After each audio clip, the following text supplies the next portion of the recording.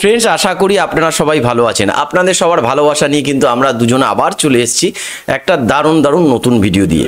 আর বন্ধুরা, আপনারা কিন্তু আমাদের চ্যানেলে কমেন্ট করছেন না। কমেন্ট কেন করছেন না আমি জানি না, কি ব্যাপার হচ্ছে, কি চ্যানেলের কি অসুবিধা আছে সেগুলো যদি না জানান তাহলে কিন্তু আমরা বুঝতে পারবো না। আজকের যে ভিডিওর টপিক বন্ধুরা, 2024 সালে বাংলাদেশের শীর্ষ 10 জন মানে যে ধনী তালিকার ধনী ব্যক্তি, সেই ধনী ব্যক্তির তালিকা নিয়ে আমরা আলোচনা করব। আর আপনারা যারা আমাদের চ্যানেলে অলরেডি সাবস্ক্রাইবার রয়েছে, যত পারেন আমাদের ভিডিওগুলো শেয়ার করুন। ভিডিওটা অবশ্যই শেষ পর্যন্ত দেখবেন এবং আপনাদের মূল্যবান কমেন্টসগুলো কিন্তু আমাদের ভিডিওতে জানাবেন, যাতে আমরা আরো আগামী দিনে আপনাদের সামনে ভালো ভিডিও তুলে ধরতে পারি। তো আর দেরি করব না, আমরা শুরু করছি আজকের এই ভিডিওটা। তো চলুন বন্ধুরা, ভিডিওটা দেখে নেব। আমরা অনেকে বাংলাদেশকে একটি গরিব দেশ ভেবে থাকি। যদিও বাংলাদেশ একটি গরিব দেশ, কিন্তু তারপরও বাংলাদেশে যে এত ধনী মানুষ বসবাস করে সেটা হয়তো এই ভিডিওটি না দেখলে আপনি বুঝতে পারতেন না। বাংলাদেশে এক শ্রেণীর মানুষ রয়েছে যারা ঠিকমতো খেতেই পায় না, এবং অন্য এক শ্রেণীর মানুষ রয়েছে যারা রাস্তায় বের হলে রোলস রয়েলস আর মার্সিডিজ ছাড়া তাদের চলেই না। তো যাই হোক, বাংলাদেশে এমন কিছু ধনী ব্যক্তি রয়েছে যাদের টাকা দিয়ে ছোটখাটো একটি দেশকে কেনা যাবে। তো মোট কথা, আজকের এই ভিডিওতে আমরা তো বন্ধুরা শুনলেন কি বললো, বাংলাদেশে এমন কিছু ব্যক্তি রয়েছে মানে ধনী লিস্টের তালিকায়, তাদেরকে কিন্তু দিয়ে বলছে কিন্তু এরা গরিব দেশ, কিন্তু তার মধ্যে এমন ধনী লোক আছে যাদের কাছে রোলস রয়েলস পর্যন্ত রয়েছে, আর এদের মানে ছোটখাটো একটা দেশ এরা কিনতে পারে। তো চলুন দেখে নি। জানবো নতুন জরিপে বাংলাদেশের শীর্ষে থাকা 10 জন ধনী ব্যক্তি সম্পর্কে। আর লিস্টে থাকা এইসব মানুষেরা এতটাই পাওয়ারফুল যে তাদের একটি ইশারায় দেশে অনেক কিছু ঘটে যেতে পারে। তো যাই হোক, বাংলাদেশের সব থেকে ধনী ব্যক্তি কারা তা জানতে হলে ভিডিওটি শেষ পর্যন্ত দেখতে হবে। আর যারা চ্যানেলটি এখনো সাবস্ক্রাইব করেননি তাদেরকে বিনা টিকিটে মঙ্গল গ্রহে পাঠানো হবে। তো যাই হোক, কথা না বাড়িয়ে মূল ভিডিওতে চলে যাচ্ছে। তো 10 নম্বর অবস্থানে রয়েছে সাকিব আল হাসান। বাংলাদেশের সব থেকে ধনী ব্যক্তিদের লিস্টে 10 নম্বর অবস্থানে রয়েছে বিশ্বসেরা অলরাউন্ডার সাকিব আল হাসান। সাকিব আল হাসান এই লিস্টে থাকবে এটা কোনো অস্বাভাবিক বিষয় নয়, কারণ সাকিব আল হাসান শুধুমাত্র ক্রিকেট খেলে তার টাকাগুলো আয় করে না, তার অনেক ধরনের বিজনেস এবং অনেক ইনভেস্টমেন্ট রয়েছে। একসময় পৃথিবীর সেরা অলরাউন্ডার ছিল সাকিব আল হাসান, তবে সাকিব আল হাসান তার সেই স্থান ধরে রাখতে পারেনি। তো যাই হোক, সাকিব জন্মগ্রহণ করেছিল 1987 সালে। তো সেই হিসেবে তার বর্তমান বয়স হচ্ছে 34 বছর। তিনি জন্মগ্রহণ করেছিলেন খুলনার মাগুরা জেলায়। বর্তমানে সাকিব আল হাসান ঢাকার এই বাড়িটিতে বসবাস করছেন। বর্তমান সময়ে সাকিব আল হাসানের মোট সম্পত্তির পরিমাণ 300 মিলিয়ন ইউএস ডলার, বাংলাদেশি টাকায় 3000 কোটি টাকা। সাকিব আল হাসান একজন ক্রিকেটার হওয়ার পাশাপাশি একজন সফল ব্যবসায়ীও। সাকিব আল হাসানের চিংড়ি ব্যবসার পাশাপাশি গরুর খামারও রয়েছে।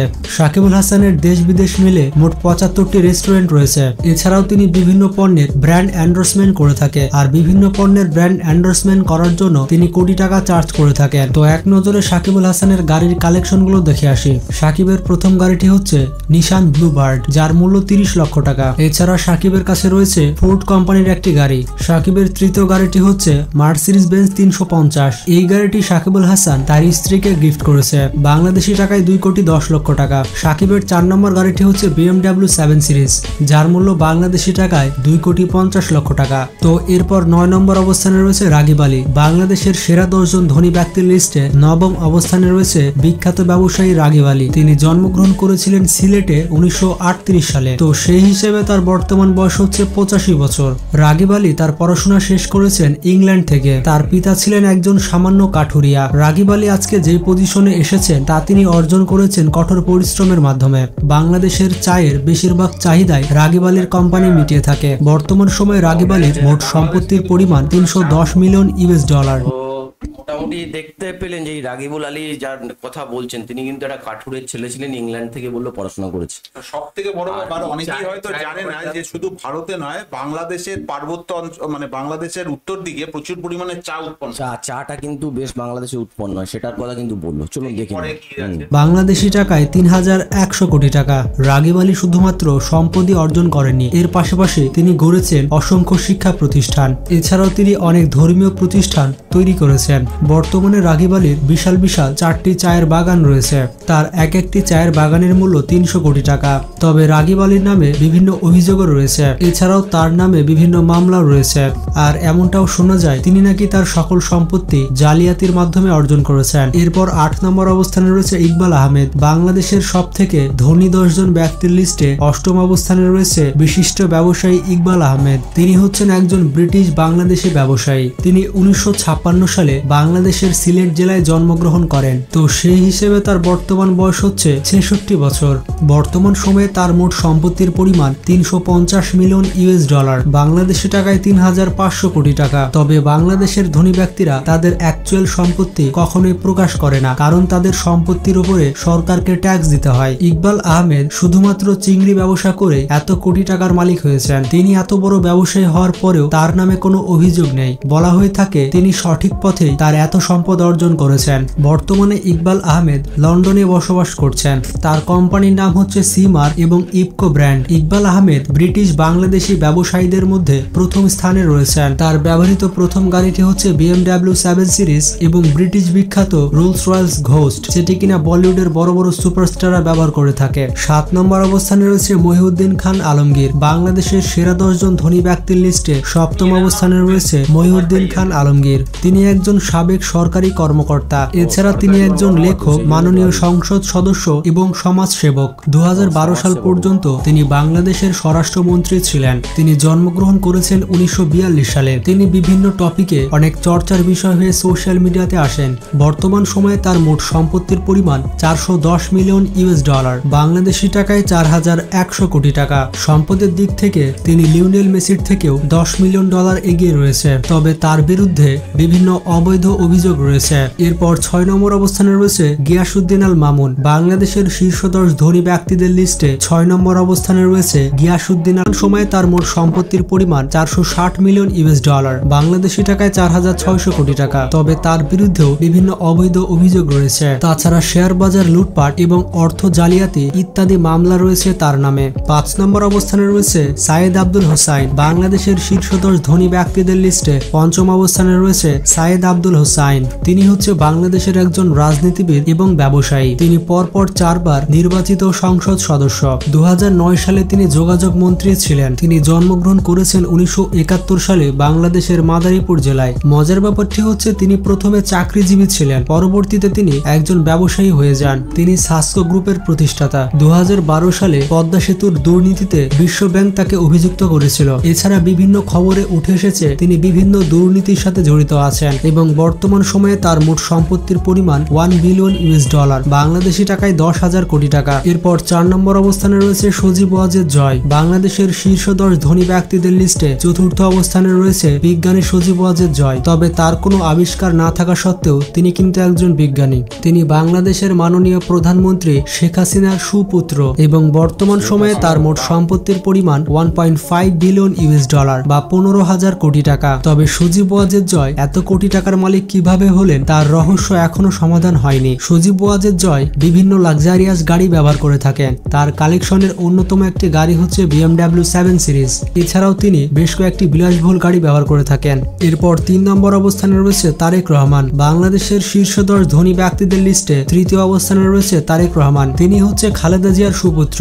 এছাড়াও তিনি বিএনপির ভারপ্রাপ্ত চেয়ারম্যান এবং বর্তমান সময়ে তার মোট সম্পত্তির পরিমাণ 1.7 বিলিয়ন ইউএস ডলার, বাংলাদেশি টাকায় 17,000 কোটি টাকা। তারেক রহমানও এত বিপুল পরিমাণ অর্থের মালিক কিভাবে হলেন তার প্রশ্নের উত্তর নেই। এরপর 2 নম্বর অবস্থানে রয়েছে সায়েম সুবহান আনভীর। বাংলাদেশের দ্বিতীয় সর্বোচ্চ ধনী ব্যক্তি হচ্ছে সায়েম সুবহান আনভীর। তিনি বর্তমানে বাংলাদেশের সবথেকে বড় ব্যবসায়িক প্রতিষ্ঠান বসুন্ধরা গ্রুপের চেয়ারম্যান। আনভীরের বাবা আহমেদ আকবর সুবহান এই বসুন্ধরা গ্রুপ প্রতিষ্ঠা করেছিলেন। তার বাবার পৈতৃক সূত্রে তিনি এতগুলো সম্পত্তি পেয়েছেন। বিভিন্ন ওয়েবসাইটের দেওয়া তথ্য অনুযায়ী বর্তমান সময়ে আনভীরের মোট সম্পত্তির পরিমাণ 5 বিলিয়ন ইউএস ডলার, বাংলাদেশি টাকায় 50,000 কোটি টাকা। বসুন্ধরা গ্রুপের বিভিন্ন শাখা রয়েছে। বাংলাদেশের প্রায় সকল ধরনের পণ্যই বসুন্ধরা গ্রুপ তৈরি করে থাকে।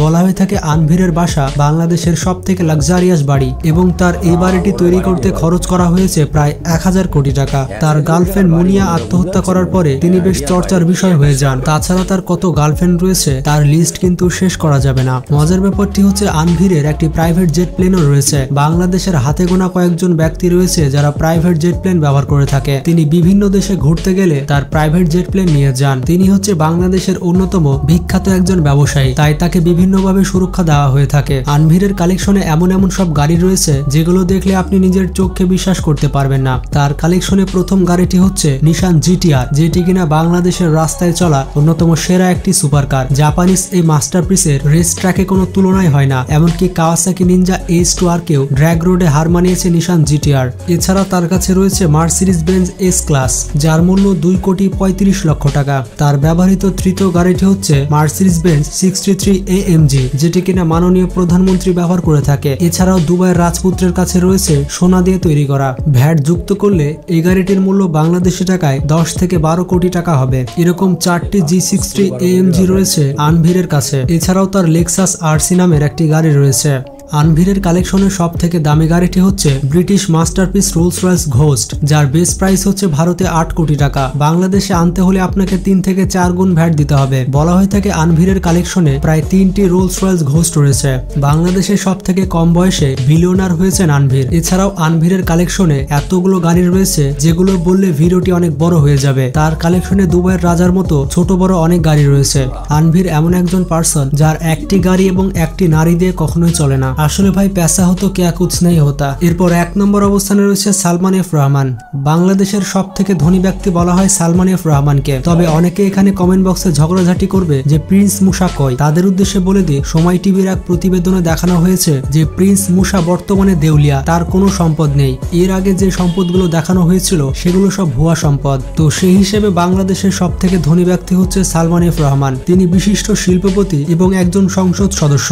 এর পাশাপাশি তিনি বাংলাদেশ সরকারের ব্যবসা বিষয়ক পরামর্শদাতা। সালমান এফ রহমান হচ্ছে বেক্সিমকো কোম্পানির মালিক। 1969 সালে সালমান এফ রহমান এবং তার ভাই মিলে এই বেক্সিমকো কোম্পানি প্রতিষ্ঠিত করেন। বেক্সিমকো ফার্মা বিভিন্ন ওষুধ প্রস্তুত করার পাশাপাশি বিভিন্ন ভ্যাকসিন বাইরের দেশ থেকে ইম্পোর্ট করে থাকে। সালমান এফ রহমানের ব্যক্তিগত হেলিকপ্টারও রয়েছে। তার হেলিকপ্টারের নাম হচ্ছে রবিনসন R66। তার এই হেলিকপ্টারের মূল্য প্রায় 30 কোটি টাকা। এছাড়াও সালমান এফ রহমানের কাছে বিভিন্ন লাক্সারিয়াস কার রয়েছে। তার কাছে রয়েছে মার্সিডিজ বেঞ্জ থেকে শুরু করে রোলস রয়েস ঘোস্ট পর্যন্ত। সালমান এফ রহমানের সঠিক সম্পত্তির পরিমাণ কোনো জায়গায় স্পষ্টভাবে দেওয়া হয়নি। তবে বিভিন্ন ওয়েবসাইট বলছে যে সালমান এফ রহমানের বর্তমান সময়ে মোট সম্পত্তির পরিমাণ 60 থেকে 70 হাজার কোটি টাকা। আসলে তিনি যদি তার অ্যাকচুয়াল সম্পত্তি জনগণের কাছে প্রকাশ করেন তাহলে তার সম্পত্তির উপর ভ্যাট নিয়ে সরকারি বড়লোক হয়ে যাবে।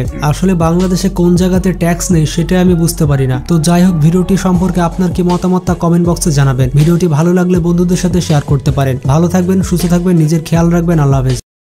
তো ভিডিওটা দেখলেন, আশা করি আপনাদের ভিডিওটা ভালো লেগেছে। আপনারা জানতে পারলেন যে বাংলাদেশের সেরা 10 জন ধনীর তালিকায় কারা কারা রয়েছেন, 1 নম্বর কারা রয়েছে, বা এর মধ্যে যদি আপনারা কাউকে মানে বাদ গেছে এরকম যদি কোনো লোক থেকে থাকে তার নামটা বলতে পারেন। অবশ্যই তার নাম বলবেন। হচ্ছে গিয়ে আমরা যে চ্যানেল থেকে ভিডিওটা নিয়েছি, পারলে সেই চ্যানেলের অরিজিনাল ভিডিওটা আপনারা দেখে নিতে পারেন, আমাদের ডেসক্রিপশন বক্সে দেওয়া থাকবে। তো এই ছিল আজকের মানে ভিডিও টপিক। তো আশা করি ভিডিওটা ভালো লেগেছে। তো আবার কাল দেখা হবে একটা নতুন ভিডিও নিয়ে। আজকের মতো এখানেই ভিডিওটা শেষ করছি। Tata, bye bye. সবাই ভালো থাকবেন, সুস্থ থাকবেন।